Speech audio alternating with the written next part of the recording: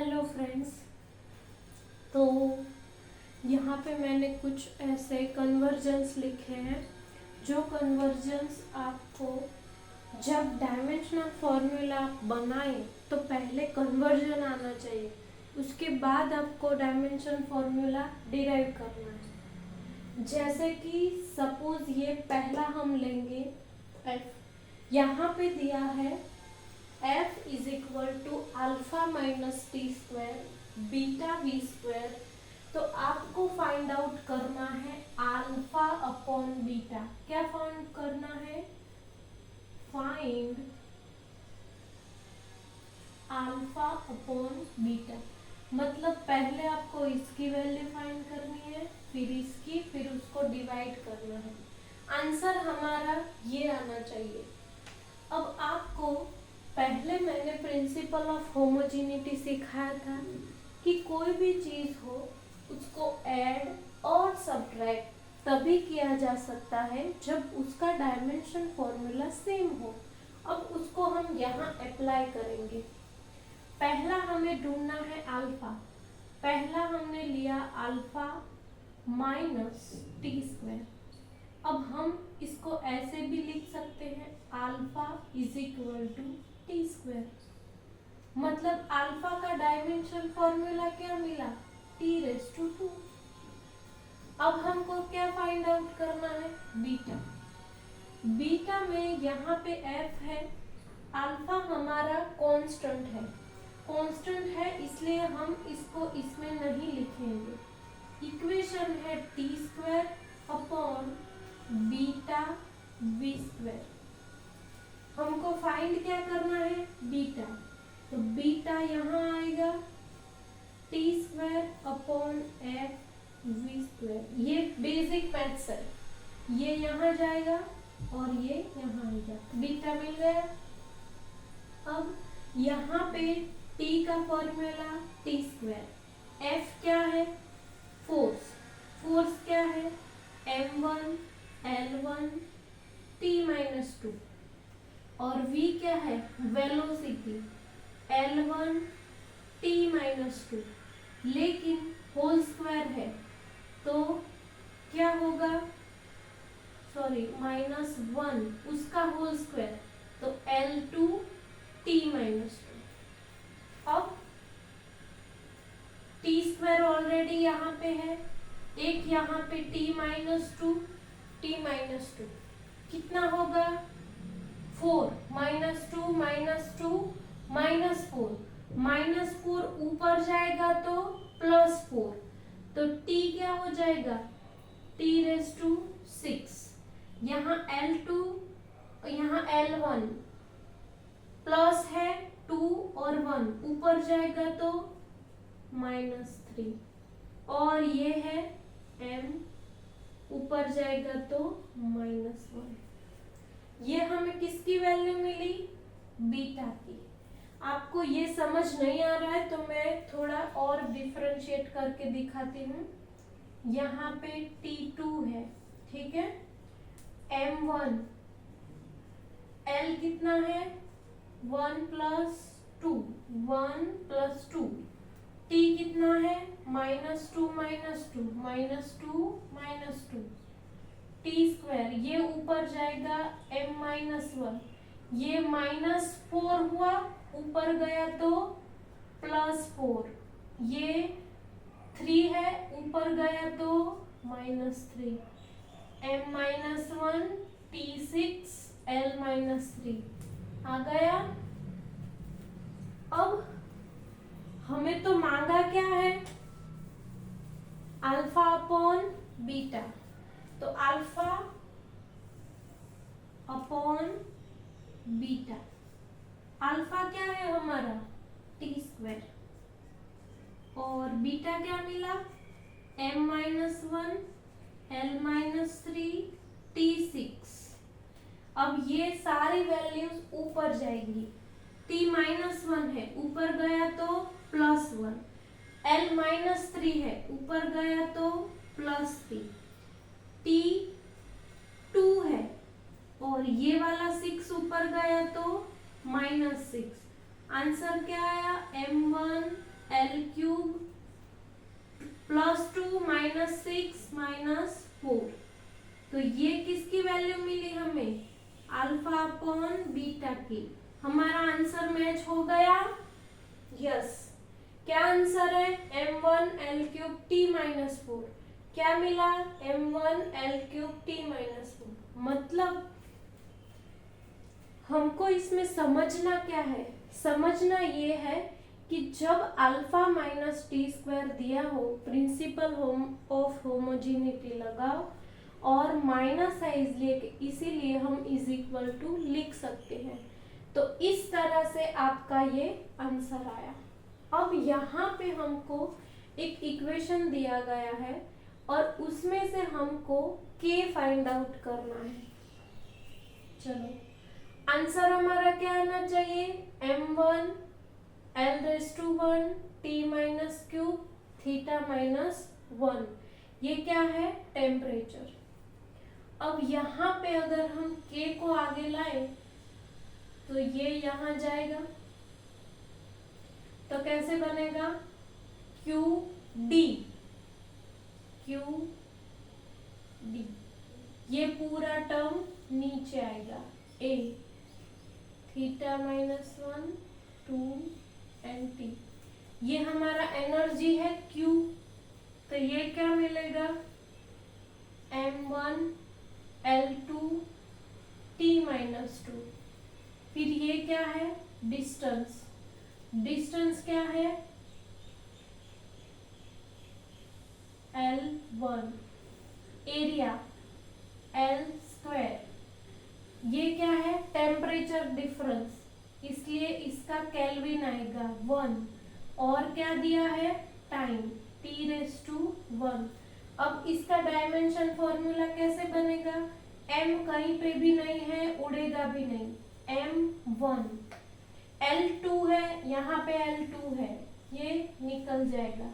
यहाँ क्या बचा? सिर्फ L1। यहाँ -2 है, +1 है। -2 +1 तो क्या होगा? ये +1 ऊपर जाएगा, सॉरी, ये +1 ऊपर गया, -2 -1 -3 और k ऊपर गया तो k -1। हमने इसको केल्विन लिखा है, आप डिग्री भी लिख सकते हैं। यहाँ पे हमारा आंसर सेम है, m1 l1 t-3 θ-1, m1 l1 t-3 k-1। तो ये हमें क्या मिला? Dimension formula of k constant. लेकिन हमको समझना क्या है कि ये कन्वर्जन कैसे करे। अगर ये नहीं आता तो ये कैसे डिराइव करोगे? ओके, चलो, अब हमारा है PV = nRT। ये मैं जो भी सबसे डिफिकल्ट है और जो बारंबार एग्जाम में MCQ में ऐसे आते रहते हैं, वो वाले एग्जाम्पल मैंने ले लिए हैं।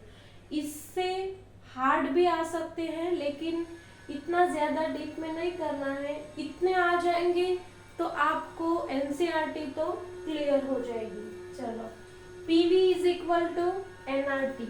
तो PV = nRT में हमको फाइंड आउट क्या करना है? R को अगर मैं फाइंड आउट करूं तो PV / NT। P क्या है? प्रेशर। प्रेशर क्या था? Force upon area. फोर्स क्या है? m1 l1 t-2 और एरिया है L²। ये ऊपर जाएगा तो m1 l -1 t-2, m1 l -1 t-2। V क्या है? वॉल्यूम। वॉल्यूम क्या क्या आता है? L³। Length into breadth into height, first equation. N क्या है? Number of moles. तो मोल्स हमारा क्या है? नंबर ऑफ मोल्स नहीं है, ये मोल्स है। तो मोल मैंने आपको पढ़ाया था बेसिक क्वांटिटी फंडामेंटल क्वांटिटीज में, तो इसका क्या आएगा मोल, और T क्या है टेम्परेचर, तो केल्विन। अब क्या करेंगे बेटा, -3 -1 + 3 तो क्या आएगा 2 m1 + 2 T -2 मोल इनवर्स और K इनवर्स। तो ये क्या मिला, ये हमारा आंसर है जो इससे मैच हो गया। मतलब R हमारा क्या होगा, PV/NT हम करते हैं तो ये वाला इक्वेशन मिलता है। हमको ये कन्वर्जन आना चाहिए। ये वाले इक्वेशंस भी आपको रेडी करने हैं। अगर आपको सपोज मैंने अभी लिखा कि प्रेशर मुझे याद नहीं आया, तो मैंने क्या किया, फोर्स अपॉन एरिया, फटाफट फोर्स हमें याद है m1 L1 T -2 area L², ये इसको डिराइव कर लो।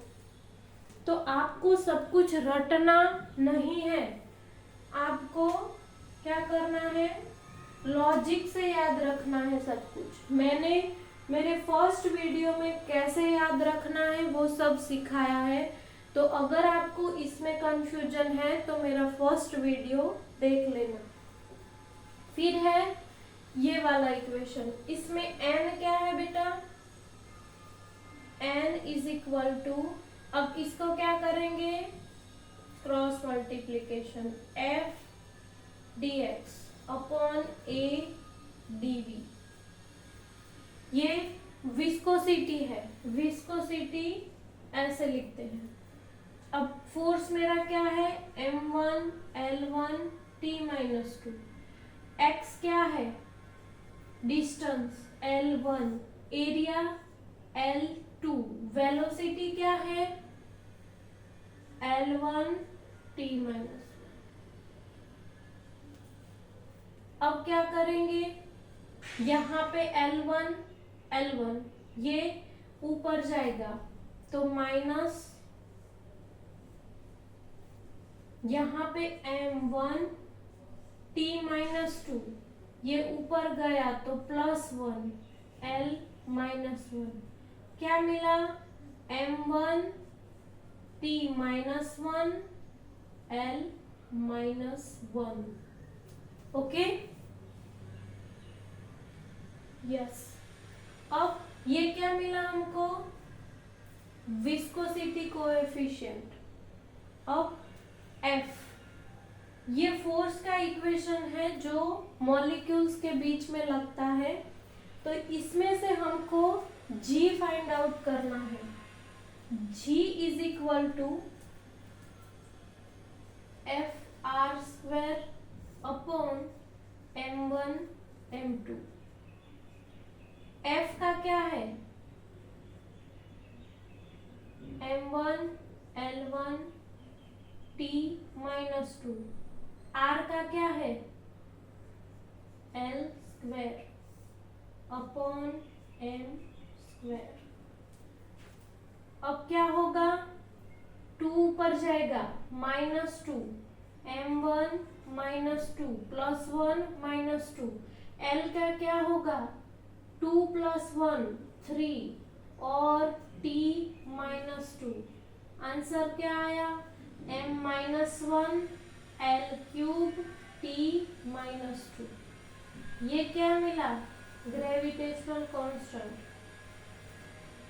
ये क्या मिला विस्कोसिटी कोएफिशिएंट। अब ये सारे इक्वेशंस जो हैं वो आपको इस तरह से कन्वर्जेंस करके फाइंड आउट करने के लिए पूछेंगे। ये इक्वेशन देंगे और डायरेक्ट ही कहेंगे कि के का डायमेंशन फॉर्मूला फाइंड आउट करो। तो आपको पहला स्टेप क्या है कि ये हर एक चीज आपको पता होनी चाहिए कि ये क्या है। उसके बाद अगर आपको डायमेंशन फॉर्मूला आता है तो ठीक है, वरना फटाफट साइड में फाइंड आउट कर लीजिए, वैल्यूज पुट कीजिए और मैथ्स गलत नहीं होनी चाहिए। अगर इसमें मैथ्स गलत हुई तो फिर फॉर्मूला भी गलत हो जाएगा। आई होप आपको सबको समझ आया होगा। Thank you.